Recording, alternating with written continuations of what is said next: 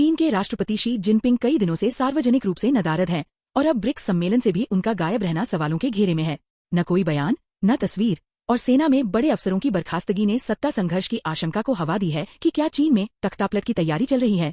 6 जुलाई यानी कल रविवार को ब्राजील में ब्रिक्स सम्मेलन शुरू होने जा रहा है, जहां दुनिया की सबसे तेजी से बढ़ती 5 अर्थव्यवस्थाएं एक मंच पर आएंगी: ब्राजील, रूस, भारत, चीन और दक्षिण अफ्रीका।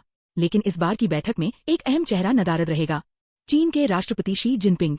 शी की गैरमौजूदगी इसलिए बड़ी बात है क्योंकि सत्ता में आने के बाद से वे ब्रिक्स की हर बैठक में हिस्सा लेते रहे हैं, लेकिन इस बार उनकी जगह चीन के प्रधानमंत्री ली क्यांग और उप प्रधानमंत्री हे लीफेंग को भेजा गया है। मामला यहीं तक सीमित नहीं है। मीडिया रिपोर्ट्स के मुताबिक शी जिनपिंग कई हफ्तों से सार्वजनिक रूप से कहीं नजर नहीं आए। न कोई बयान, न कोई तस्वीर, न कोई इवेंट। यहाँ तक कि चीन की सरकारी अखबार पीपल्स डेली तक में उनका नाम नहीं दिखा, जबकि वहां उनका रोज जिक्र होता था। जिनपिंग की गैरमौजूदगी से ये सवाल खड़े हो रहे हैं कि क्या जिनपिंग की सत्ता वाकई खतरे में है? तख्तापलट की तैयारी या बीमारी का बहाना? कुछ रिपोर्ट्स में दावा किया गया है कि जिनपिंग किसी गंभीर बीमारी से जूझ रहे हैं, इसलिए सामने नहीं आ रहे। वहीं दूसरी ओर कई अंतर्राष्ट्रीय मीडिया रिपोर्ट्स का कहना है कि पार्टी के अंदर विरोध बढ़ता जा रहा है और जिनपिंग को जानबूझकर किनारे किया जा रहा है।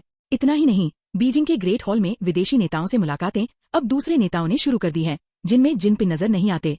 एक बड़ी चीज 4 जुलाई को हुई, जब चीन की सरकार ने 3 बड़े सैन्य अधिकारियों को अचानक बर्खास्त कर दिया। इनके नाम हैं जनरल मियाओ हुआ, नौसेना प्रमुख ली हानजुन और सीनियर न्यूक्लियर साइंटिस्ट लियू शिपेंग। सरकारी बयान में इसका कारण भ्रष्टाचार बताया गया, लेकिन जानकारों का कहना है कि ये कार्रवाई भीतर पल रहे असंतोष को कुचलने की कोशिश है।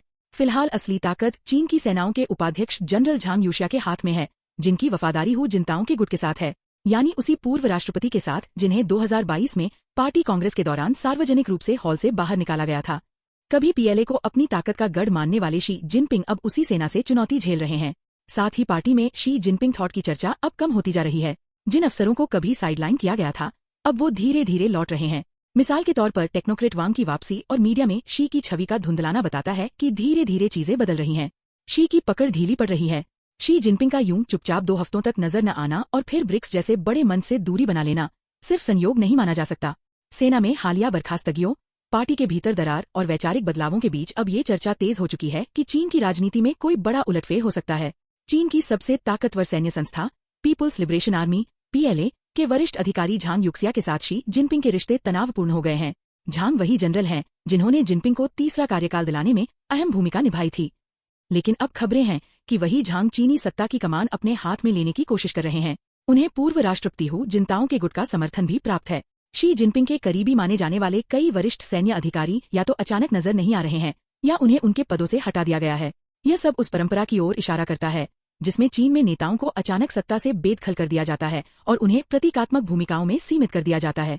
2022 की एक घटना अब दोबारा चर्चा में है, जब चीनी कम्युनिस्ट पार्टी की एक बैठक में पूर्व राष्ट्रपति हु जिनताओं को कैमरों के सामने मंच से जबरन हटाया गया था।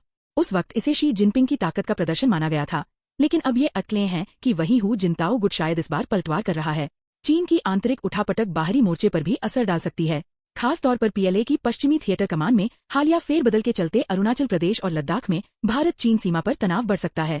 हालांकि चीन से जुड़ी अंदरूनी जानकारी विश्व मीडिया के लिए रहस्य होती है, लेकिन शी जिनपिंग की रहस्यमयी अनुपस्थिति और सुरक्षा ढांचे में बदलाव इस ओर संकेत दे रहे हैं कि वहां राजनीतिक उथल पुथल अपने चरम पर है। आने वाले दिनों में यह स्पष्ट होगा कि क्या वाकई सत्ता परिवर्तन की पटकथा लिखी जा रही है या फिर यह सिर्फ दिखावे की एक चाल है।